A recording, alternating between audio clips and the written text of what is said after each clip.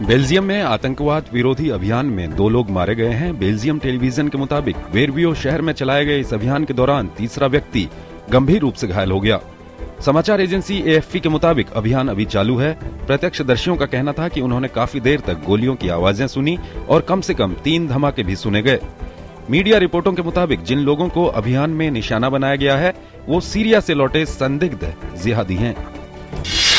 Catholic ईसाइयों के सर्वोच्च धार्मिक नेता पोप फ्रांसिस ने पेरिस हमले की निंदा करते हुए कहा है कि अभिव्यक्ति की आजादी का मतलब किसी की आस्था का अपमान नहीं है। पोप का ये बयान पेरिस स्थित शार्ली एब्दो पत्रिका के दफ्तर पर हमले के कुछ दिन बाद आया है। हमले में 12 लोग मारे गए थे। उसके बाद हुए हमलों में 5 लोग मारे गए थे।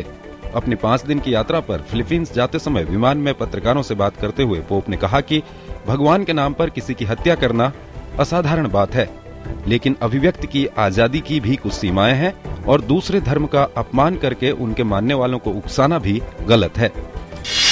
ताजा आंकड़ों के अनुसार घातक इबोला वायरस से तबाह 3 पश्चिम अफ्रीकी देशों में नए मामलों में कमी देखी गई है। विश्व स्वास्थ्य संगठन ने इन आंकड़ों पर खुशी जताई है।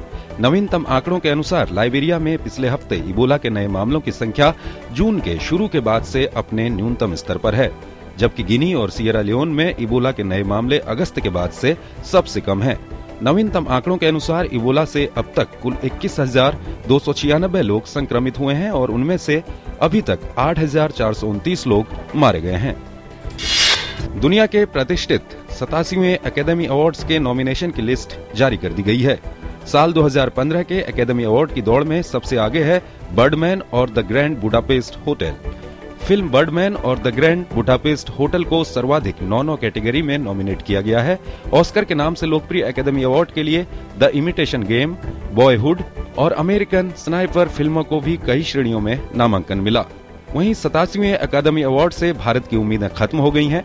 भारत की तरफ से भेजी गई जैकी भगनानी की फिल्म यंगिस्तान ऑस्कर रेस से बाहर हो गई है। ऑस्कर पुरस्कार विजेता AR रहमान भी अकादमी पुरस्कार की दौड़ से बाहर हो गए हैं। 22 फरवरी को ऑस्कर पुरस्कारों के विजेताओं की घोषणा होगी।